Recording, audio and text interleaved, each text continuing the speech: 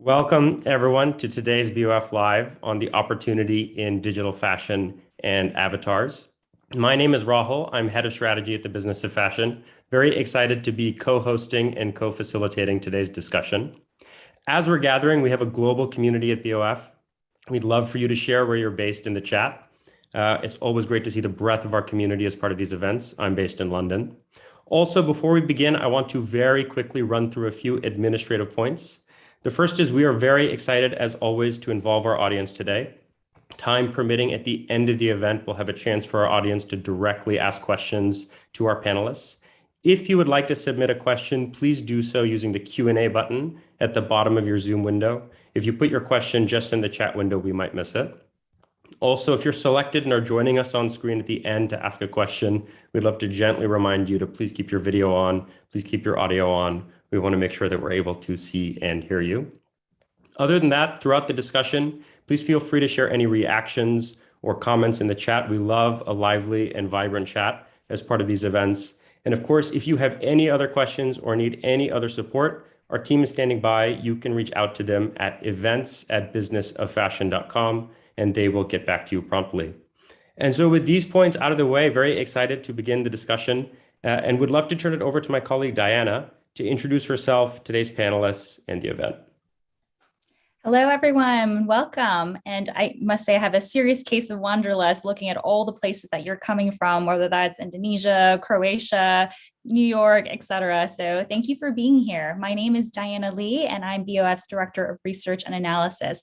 And I am super excited today to welcome our representatives from Burberry and from Jimmy Choo. So I'm going to turn it over really quickly to them for them to introduce themselves. So Helene, why don't we start with you? Hi, everyone. Helene Phillips. I'm SVP of Digital and Client Experience at Jimmy Choo. So I lead the e-commerce, digital marketing, and CRM teams.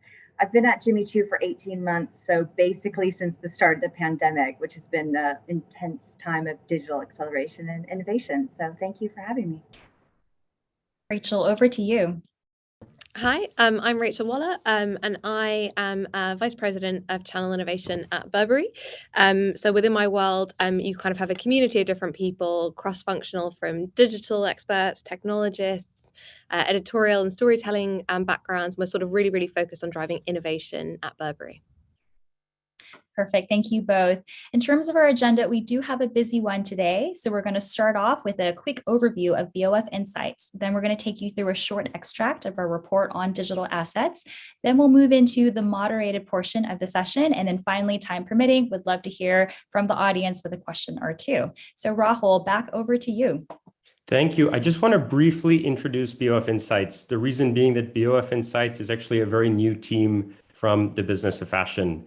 We think of ourselves as a data and analysis think tank producing our own proprietary research on topics at the cutting edge of the industry. And so our ambition is to arm business leaders, creative leaders with the research, the data, the analysis, the tools we feel they need to make better decisions.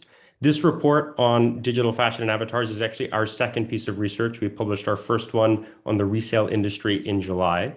And our goal in now looking into digital fashion and avatars has really been to take stock of what has been an unexpectedly exciting few months over the past year, and try and come to a perspective looking past some of the hype as to how this frontier will evolve.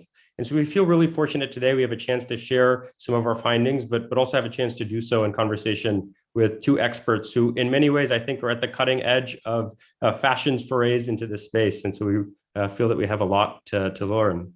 I'd love to hand it now back to Diana, who will share a bit about how we approached our research and also walk through just a subset of our many findings. Perfect. Thank you so much, Rahul. And then we will have the presentation up in a moment. Perfect.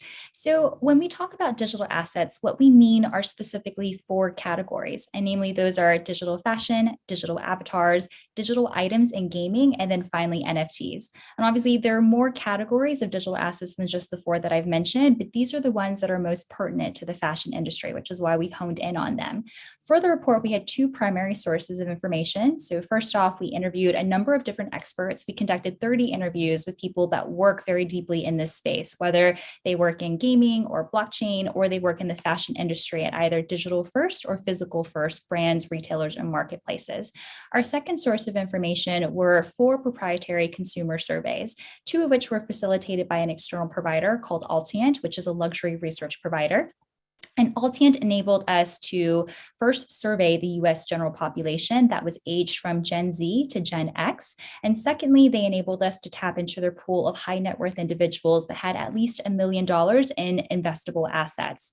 Separately, BOF conducted our own surveys fielded by ourselves. So first off, we went to the communities of DressX and The Fabricant, and that was really to be able to hear from a very digitally savvy customer base that was already purchasing and already really engaged with digital assets.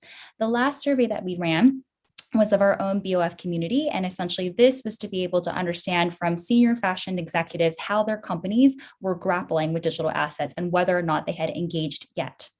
So moving on, we'll talk you through the actual flow of the report. Rahul had kind of talked about how right now digital assets is a very punchy topic. There is a lot going on in this domain, whether it's Facebook changing its name to Meta and having these metaverse ambitions. There's also record-breaking prices when it comes to NFTs. And there's also been a lot of collaboration between gaming and fashion. So a lot of hype, very exciting. And that's what we start off with to be able to understand what's driving the current momentum. Then we move into a chapter that's about looking beyond the hype to understand what are the underlying factors that are going to be long-term and durable. So technological and social shifts, and really understanding what is the staying power of digital assets. And then we can proceed into the consumer familiarity and interest and purchasing motivations for the 4 categories of digital assets that I mentioned at the very beginning.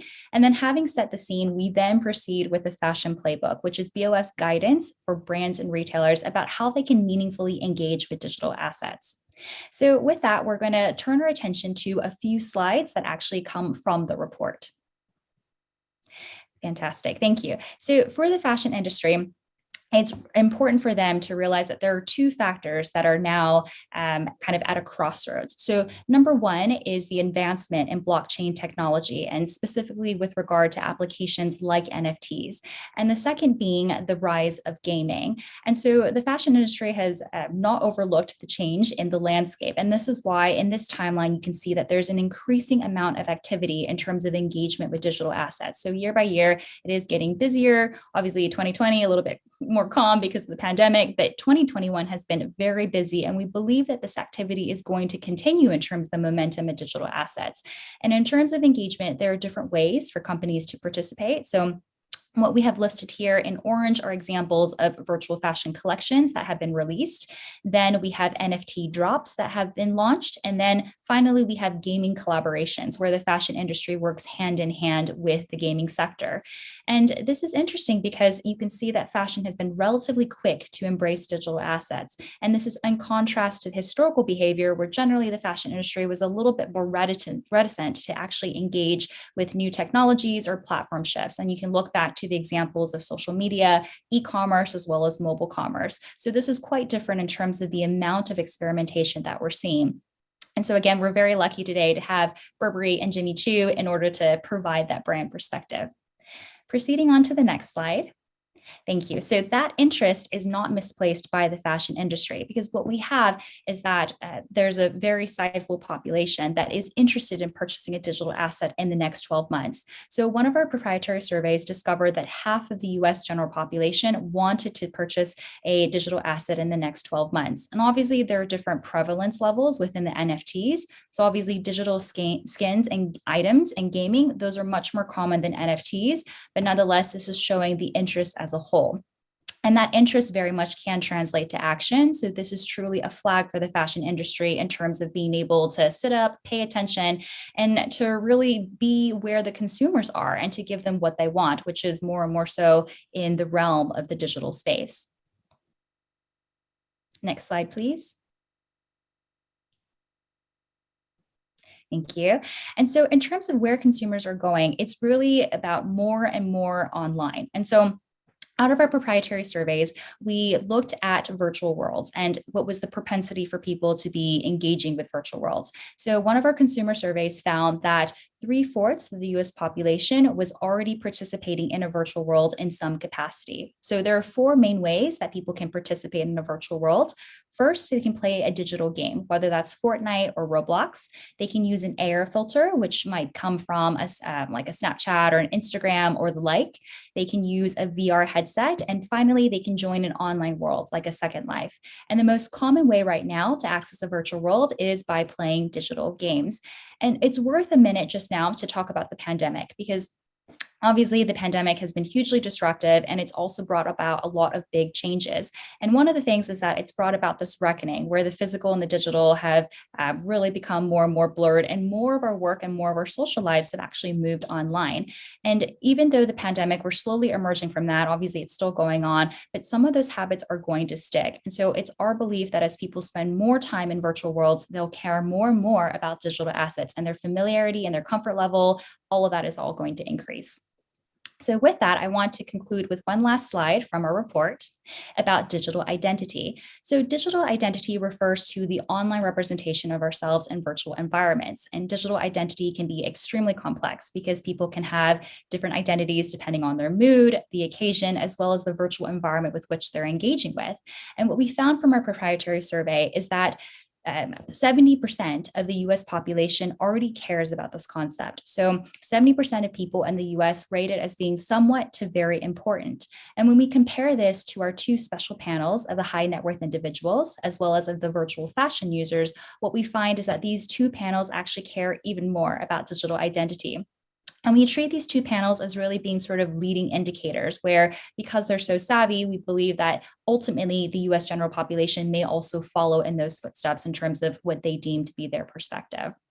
And so digital identity, a really big kind of interesting point for the fashion industry in terms of being able to exploit. So I just want to conclude here. And if we can have the next slide, please.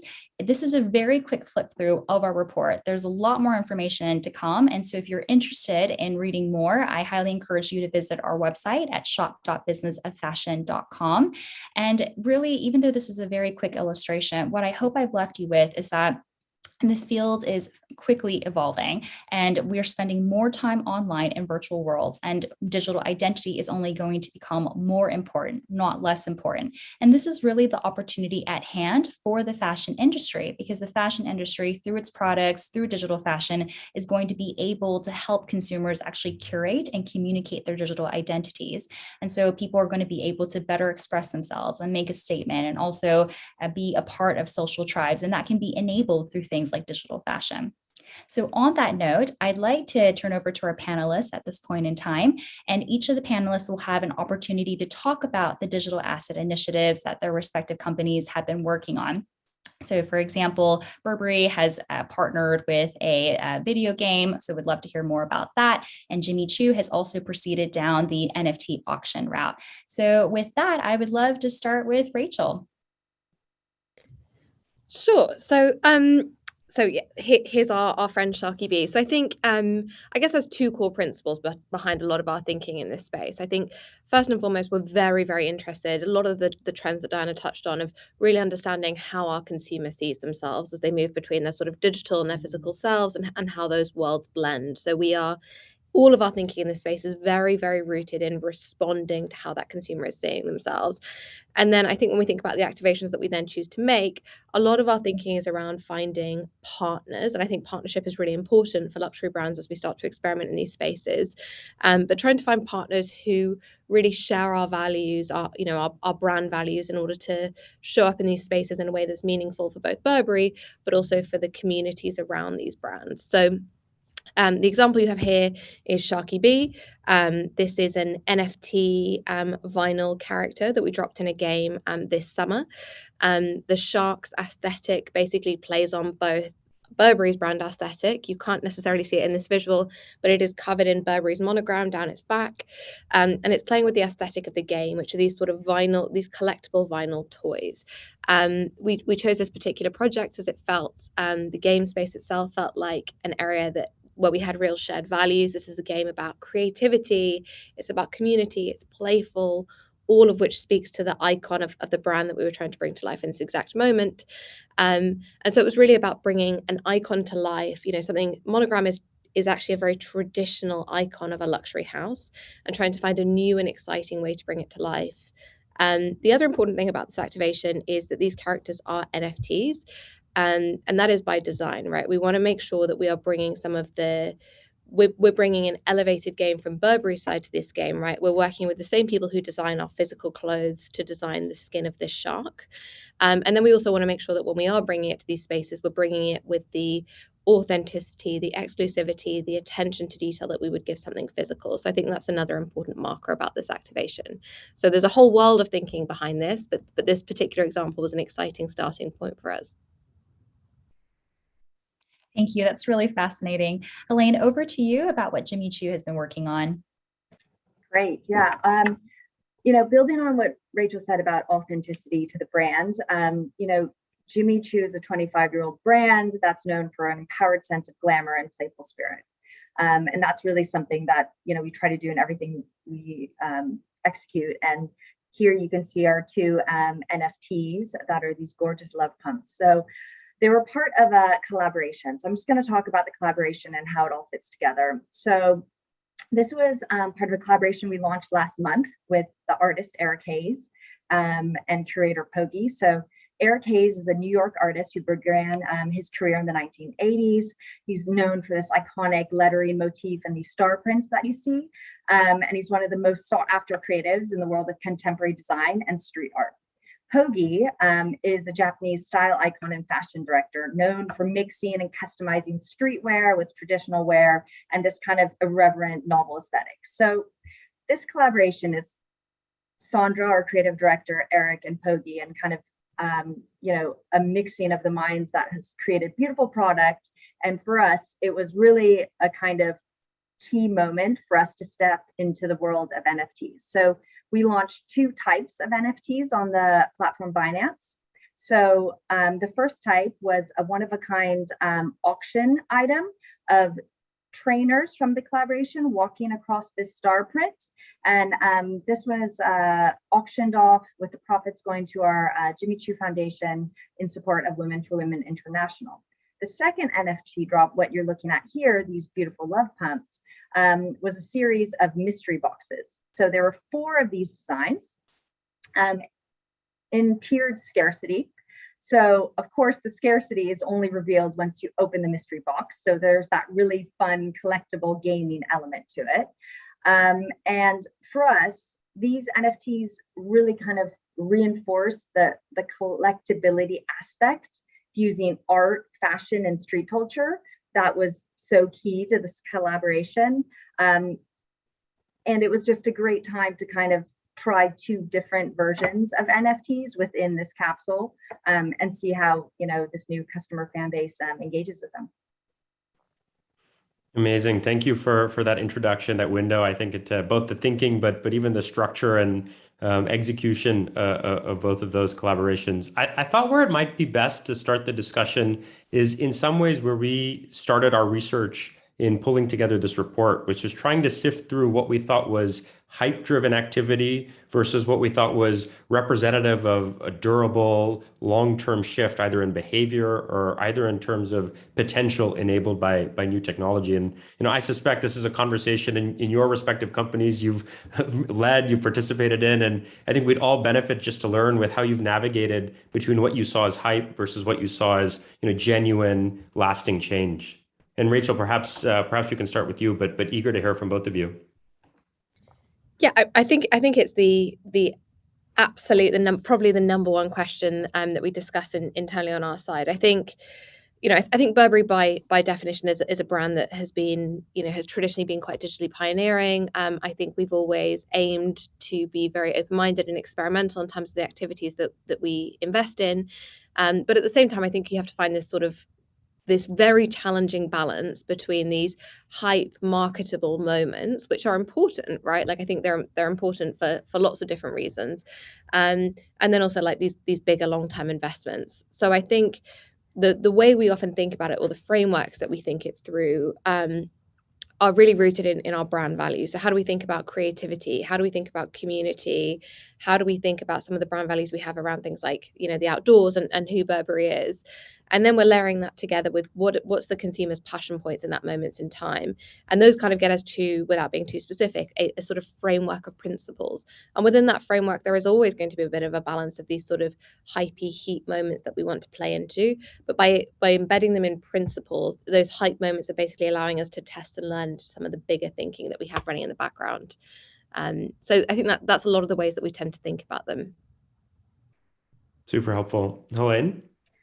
Yeah, I think that the question around durable shift, hype, there's there have been some major indicators, right? A company like Facebook changing its name is pretty major, right? So things like that really, I would say, just the average consumer maybe opens up their eyes and kind of takes notice, like something is changing. I felt there's a lot of rich data in your report around Gen Z, the amount of time spent gaming, the amount of time spent in virtual worlds and gaming is, more than streaming and videos, and just showing how the pandemic has accelerated that, but we expect it to stay. So I think that there is quite a lot of data supporting that we're going on this journey, and it's just how fast we'll get there.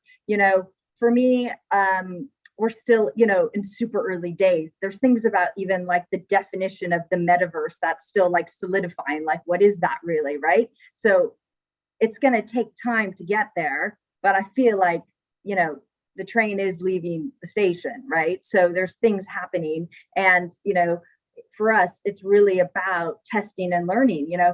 It's really early days still for fashion brands, and, you had your calendar of what brands have done, in the year. We've seen that big pickup of NFT drops, but it's still really early days.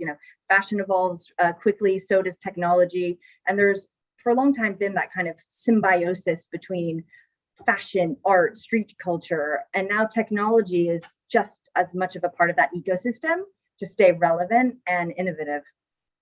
One of the things that you're making me think about, and Diana, you touched upon this, I think, when you were walking through the extract, is I feel like fashion as an industry has this reputation for being late, which is, to some degree late to e-commerce, late to social media. Here, and maybe we're being too bullish in saying that fashion's right on time or fashion's on the avant-garde, but clearly the nature of participation, the vantage point, the perspective seems a bit different. And I'm curious, if either of you have a sense as to why that might be.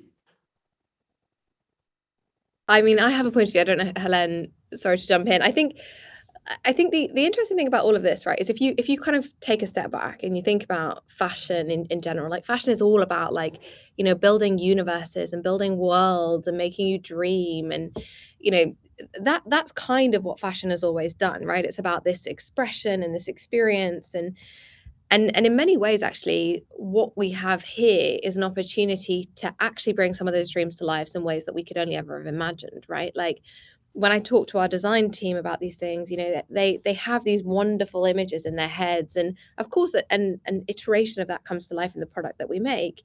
But this gives them a canvas to sort of bring those dreams and those worlds to life in ways that they probably hadn't even considered before, or in ways that if you're consuming a video or looking at an image, you're consuming part of that world and that dream. But this is like a whole nother level of richness, right? So in many ways, it feels like a canvas that's kind of perfectly suited to an industry that builds universes and builds dreams. And, it allows us to actually tell those stories in a much richer way than maybe some of the previous canvases have before. So I think that might be also part of the appeal. When I talk to our creative teams about this, they're like, oh, we could do, a glass unicorn, and like you can kind of get into these quite impossible places that you couldn't get to otherwise. So I think that's exciting for us as an industry. Yeah, definitely. I think, maybe certain luxury houses and fashion houses were late to the e-commerce game. Yeah, maybe that is true, right? I definitely not Jimmy Choo, definitely not Burberry. But I think as a kind of industry, there were some brands that were quite late to e-commerce. So I agree with that. But I do think that these, we are, like to Rachel's point, we're building dreams. We are fast moving, the way collections evolve, when you look at trends in fashion and the pace. And now, as soon as you have, the technology side on board, you can really test and innovate and move quite quickly. So yeah, I'm hoping that fashion we'll stay on this fast moving, exciting path because there's a lot to discover here. That's a really good transition because I do want to pick up on that point. There are a lot of different options for the fashion industry to actually get involved with digital assets. So, for example, they could pursue digital fashion, digital avatars. You can go into a gaming context or operate in a non-gaming context. And of course, you can tokenize and create digital assets that are NFTs, which are non-fungible tokens, or you can leave them as is. So a lot of options, but would be really curious to hone in on why specifically both Burberry and Jimmy Choo wanted to go down the NFT route and what have been some of the early learnings thus far. Rachel, why don't we start with you? I think to go to your point of that there are so many different canvases that we can use, and I think the important thing is to sort of be considering a real breadth in any moment in time. I think the reason why we went here first is we as I mentioned before, we were playing with what is a very traditional icon, a monogram, a check, things that people kind of associate as quite traditional luxury hallmarks. And I think what we were looking to do when we kind of first entered this space is show up in a way that we would with something physical. And I don't mean that in a sort of traditional restricted way, but like actually if we're going to show up in this world, for me it was really important that we gave it the love and attention that we would give something physical. Like this shouldn't be an afterthought. This should be, it should have all the thought that you would give something else. And so when we went into this space, I was really, really conscious about making sure the design team, so I mean literally the people who design our clothing, were involved in designing the skin of this shark, right? And that's intentional because I want us to show up in a way that we're bringing our best creative minds, we're bringing that love and attention and focus to the product. And so that was an important element for us. And then the other important thing was, is if we were going to give it all this love and attention, we wanted to make sure that we were also bringing that authenticity and that exclusivity to the product, right? Because lots of people can interpret codes like monograms or check. But if you want to know that that monogram or check interpretation is coming from the world or the brain of Riccardo Tisci and his design team, we want to make sure that we're authentically, verifying that for the consumer when they're purchasing in that space. So I think it's definitely not the only way we're going to show up in this space. I think for one of our first steps, we really wanted to bring that love and attention. We will bring that love and attention to anything we do. But for us, for one of our first forays, we really wanted to bring that authenticity and that traceability to that kind of creative expression. Got it. That makes sense. And that certainly is one of the characteristics of NFTs, that they provide that digital record of ownership and authenticity. And Helene, for Jimmy Choo, what was the consideration of why specifically the company decided to go down the route of NFTs? Yeah, I mean, for us, it was really to complement the collectability and art-focused nature of the capsule. It just felt like that was the obvious choice for us. As I mentioned, we had the two different types of NFTs. So the auction with the sneakers and the actually came with a hand-painted one-off pair of trainers, so digital and physical, and then the mystery boxes. So in terms of learnings, I mean, it was really great to see strong engagement of both formats of the NFTs. So especially when they feature such different products, the auction item was a trainer, and the mystery box was that love pump that you saw. So for us, it was exciting to see this new community kind of love both the glamorous and that more casual lifestyle of Jimmy Choo. So that was a really exciting learning. But really, we expect to see more learnings over the next 6 months, next year, because we've just done that first taste to engage with this community. But really, we want to see how they interact with our brand. Will it be just through digital channels? Will they want our, retail in physical follow-up? Will it be a combination of both? So yeah, I think we've had some initial strong learnings, but it's really going to be a bit of a journey for us. And Helene, I also wanted to ask, because 2021 has been just this complete roller coaster for NFTs in terms of sales activity, in terms of volume and prices. And obviously some of that is being driven by speculation. So I really wanted to probe a little bit and ask about how Jimmy Choo was able to mitigate some of the risk that potentially comes with an auction format by, how did you lay the groundwork, whether through marketing and press, engaging consumer sentiment, just to make sure that people would show up for the right reasons for the auction. And the second part of that question is, now that the auction is actually concluded, how do you maintain the engagement with the people who have purchased your NFTs?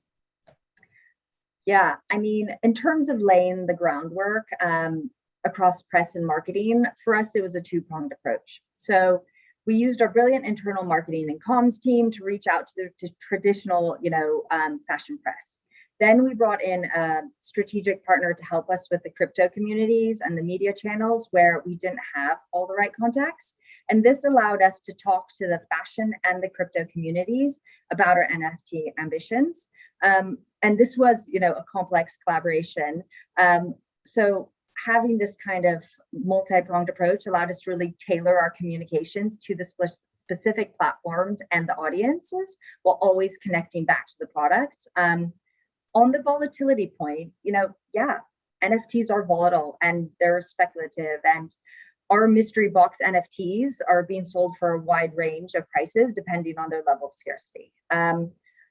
So it kind of comes with the territory. I think it's about how many you put out, how often, et cetera, to try to control that.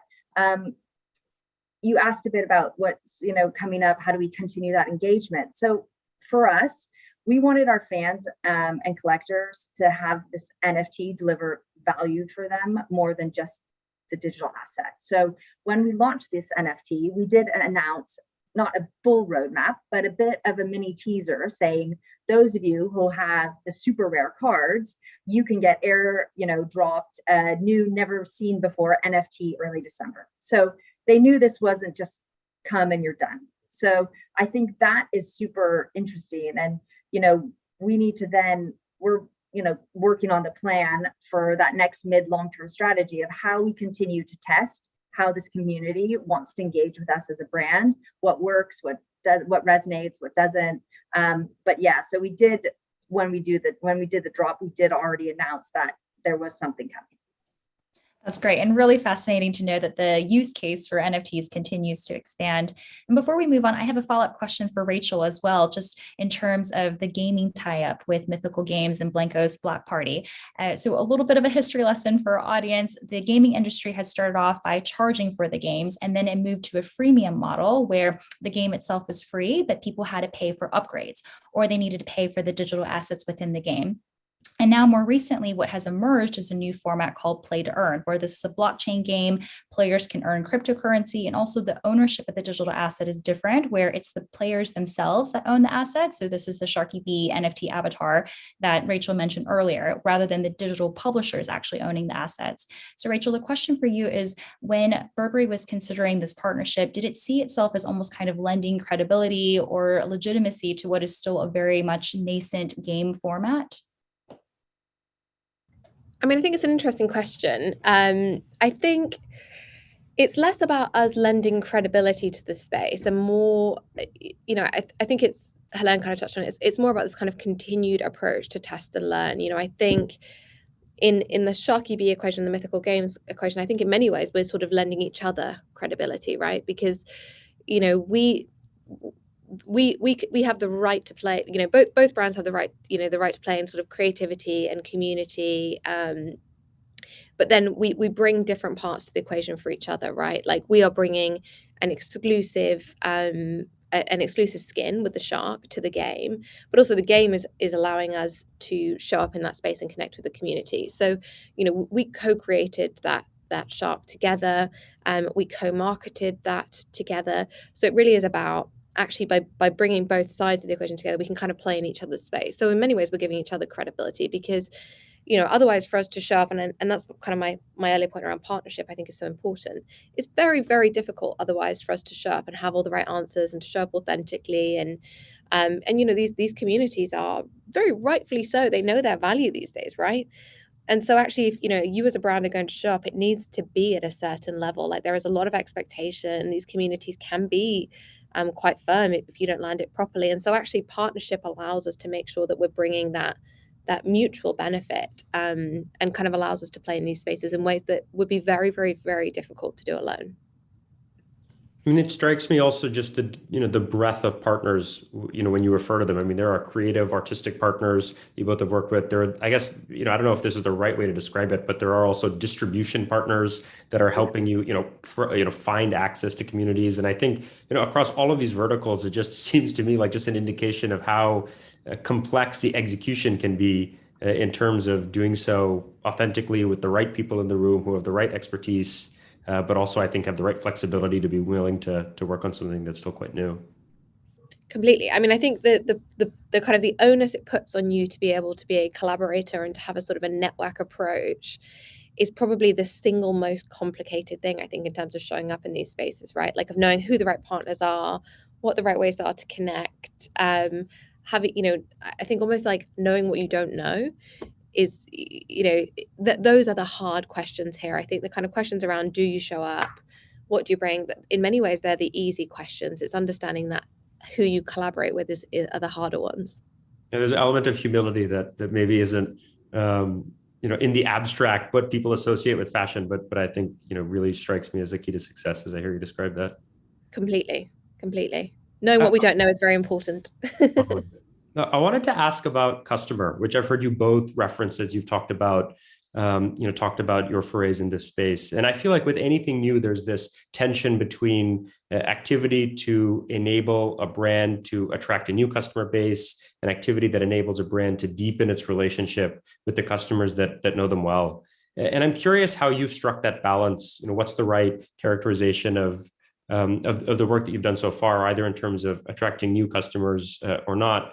And perhaps as a follow-up, I'd love to hear you describe, these customers. I think sometimes, we reduce ourselves to demographically talking about Gen Z versus Gen X, but there's this rich tapestry of motivations in terms of why people are participating. And I'd love to hear from your perspective what you've uncovered or what you've learned from the people that you've engaged with in these activities. And excited to hear from both of you on this.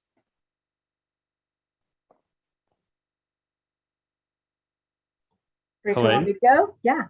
That would be fantastic. Yeah. So, I mean, we talked a bit about the Gen Z, the dominance of gaming. So for us, the NFT was really about an opportunity to engage with fans, new Jimmy Choo fans in the ecosystem where they enjoy spending time.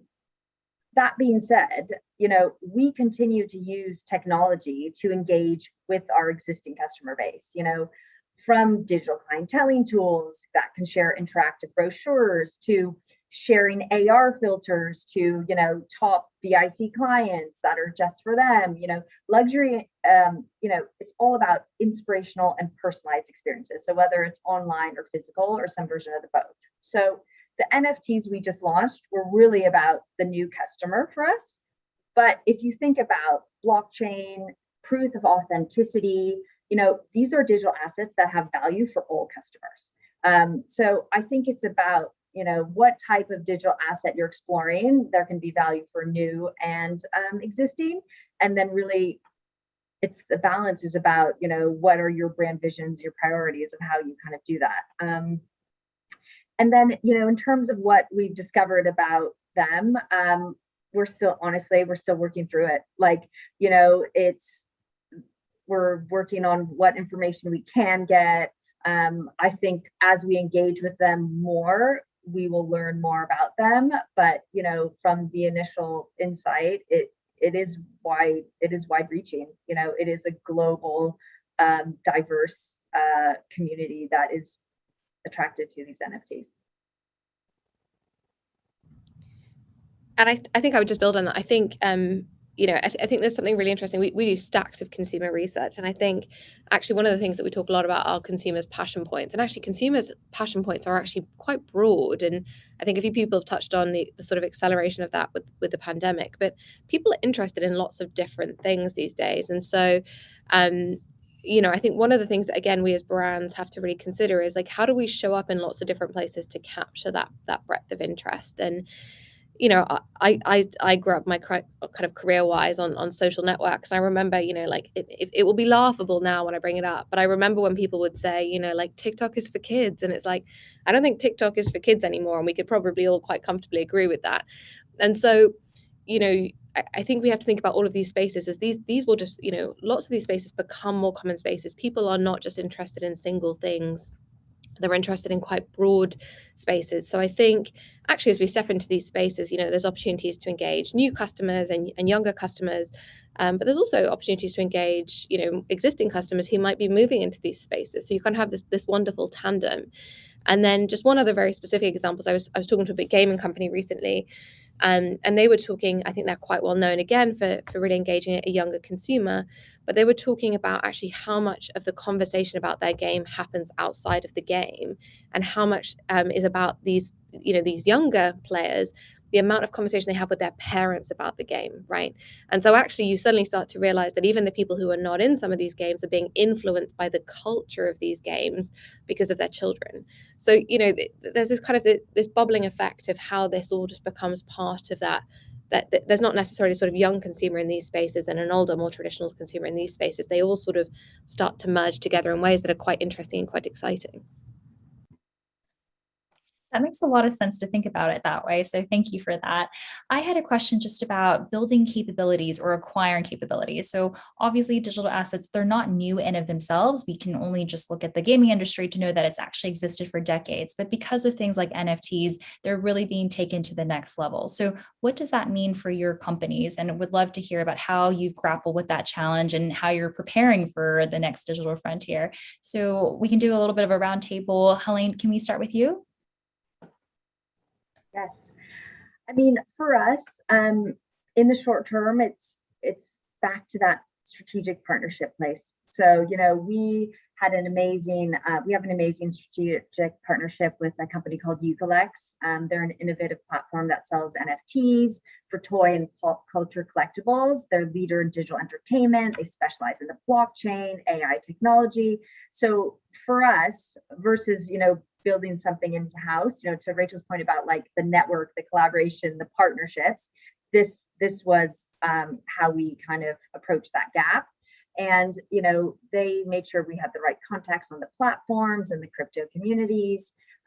So yeah, I think for us, that's the kind of short-term play, is having those strategic partnerships with the right players.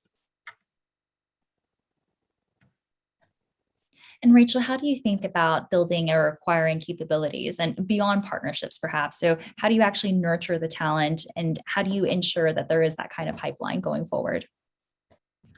Yeah, I think we've been for a long time. We're very, very much focused on that sort of pioneering, that pioneering digital behavior. I think that's kind of part of the brand's DNA in a lot of ways. And so what we kind of have the luxury of is that's sort of a corporate cultural approach, right? So actually, there are thousands of people at Burberry. So one of the things that we spend a lot of our time doing is, how do you actually use the network effect of the thousands of people in your organization to understand who might have expertise in this area? And I think there's something quite interesting about that, right? Because I think typically when you think about expertise, you think about it in a very career sort of lateral way.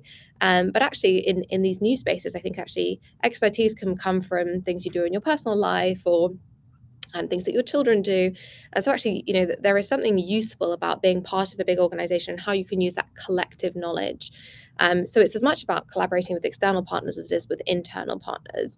And then very practically within my team, you have a very cross-functional group of people. And I always describe them as they're kind of a bit of a community in their own right, in that you have creative technologists, you have digital marketers, you have writers, you have creatives, and actually trying to pull that diversity of opinion together is, for me, is kind of mission critical, right? Like, I don't think we have all the answers, and that's okay. But actually having that diversity of opinion, whether it's at a sort of big corporate level or in our immediate team, is really, really important as we start to explore these spaces.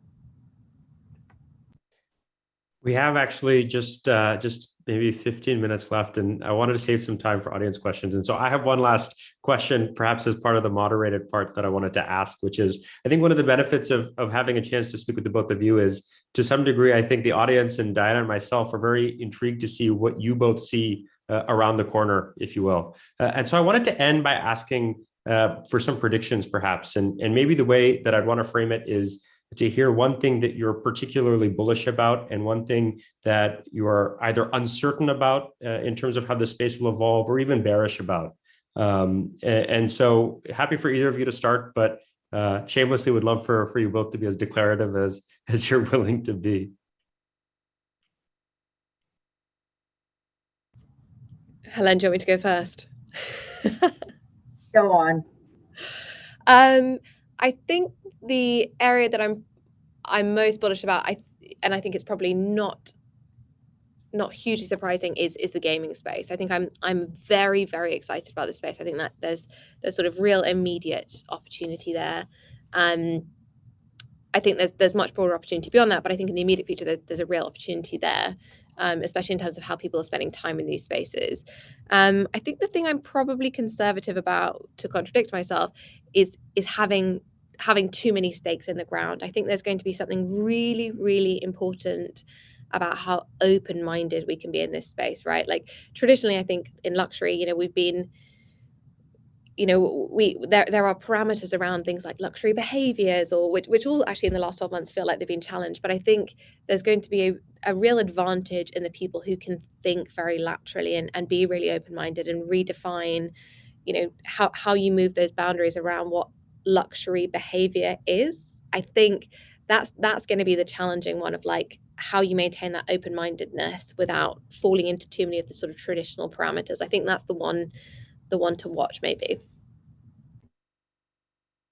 Thank you. Helene?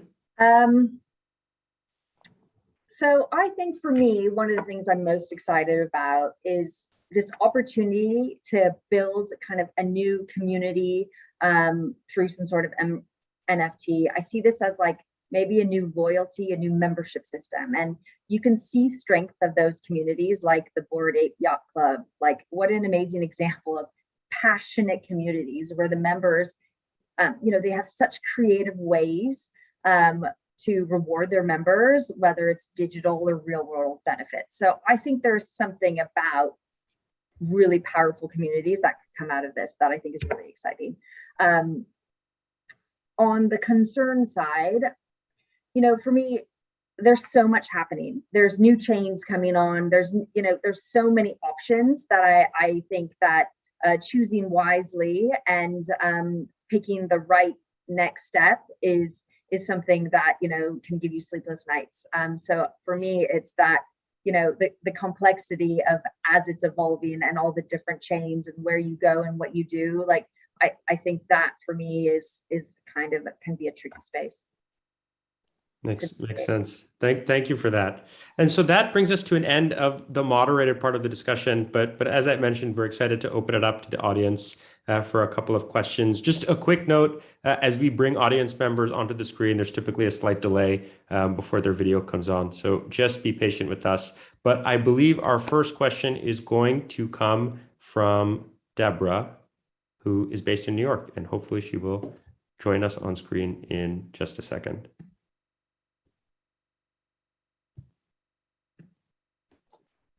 Hello.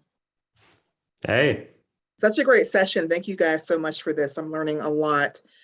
So I'm Deborah Metz. I'm actually a co-founder of a company called Beyond the Runway, and we work in digital fit tech, avatars, and our customers are other brands. So we get a lot of questions about NFTs, a lot. So my question for you is, what do you see as the biggest blind spot for fashion brands as they attempt to go into NFTs and do so not just on the hype, but in a long-term strategy way? Because that's something that we're trying to grapple with and figure out how to best service our clients.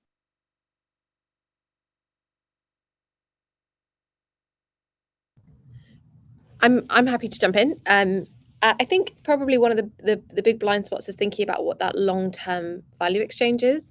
So whether it's a collectible, whether it's, you know, like to use Helene's example of the Bored Ape Yacht Club, like what's that long-term value exchange? What's that long-term relationship that you're building between your NFT owner and your brand? I think is an important thing to consider, because I think a lot of the conversations we've seen recently are sort of about these collectible assets, which are super exciting, but there is an opportunity there, right, between, you know, to maintain a long-term relationship between the brand and the owner of that asset in a way that's quite unlike ways that brands and their assets have engaged previously. So I think actually really thinking through what's your long-term relationship with this consumer is an area that I still think needs a lot of thought.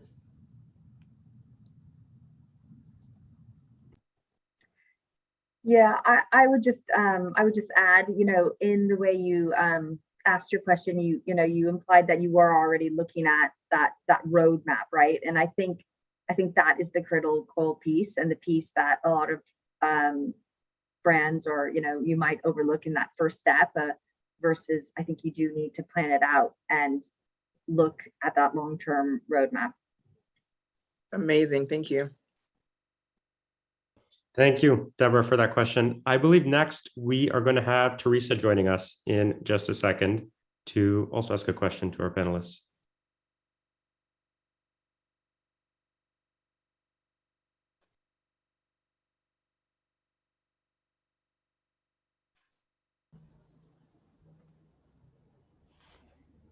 Hi. Hi. Hi, can you hear me? Hi, hello. We can hear you so much perfectly. for the session. It's been super helpful and so many notes. Oh my God. So much to process after.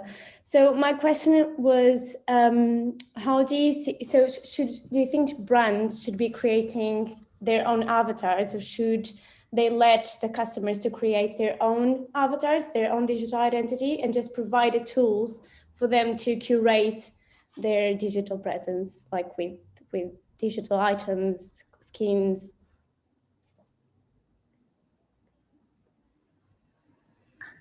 I mean, that's a big question, right? Like, I think that it depends on your brand, who you are, what you're about. Are you about helping create the person? Are you a makeup brand? Are you a fashion brand? I think there's lots of different ways to like slice it. And I think it would really depend on your kind of brand values, what sector you're in, who you want. Like, I think it starts with the brand, but I think both avenues are interesting and ones to explore. But starting with the avatar from scratch might be more suited to certain brands versus others. That's kind of where I'm going with that one. Thank you. I would completely agree. The only other thing I would say is I think brands that have very transferable codes, I think will probably find it easier to allow other people to interpret them for obvious reasons. But yeah, I completely agree with Helene. I think it will probably be a bit of both. Thanks for answering my question. Perfect. So we are reaching the end of our session today. We are just about out of time. But before we go, I wanted to give a round of thanks to everybody involved. So big thanks to the BOF team for making this possible in the first place. Huge thanks to Rachel. Huge thanks to Helene for being willing to participate and for your very thoughtful comments on the evolution of this space and what we might expect in the next several years with your bullish and bearish predictions. That was really interesting. And also very big thank you to our audience members. So I was just absolutely fascinated by the chat that's just been on fire. So I've really loved being able to read some of the conversation that's been going on outside of the panel. And again, if you were interested in learning more, we do have a lot of resources that are available, whether that's articles about NFTs. So in this session, we kind of assume that you have a basic understanding of what a non-fungible token is. But if you're interested, we've got articles. We also have another BOF Live that was titled The Future of Virtual Fashion. That is a little bit more basic and can take you through the more preliminary aspects of NFTs and also about digital fashion. And of course, if you would like to learn more, we have our report available as well. So I highly encourage you to visit our website. That's at shop.businessoffashion.com. The full report is over 100 pages. So there is a lot to kind of really sink your teeth into. So with that, I hope to see everyone again next time. Check out our calendar for other upcoming events. And I hope everybody has a very pleasant rest of the day ahead, wherever you are in the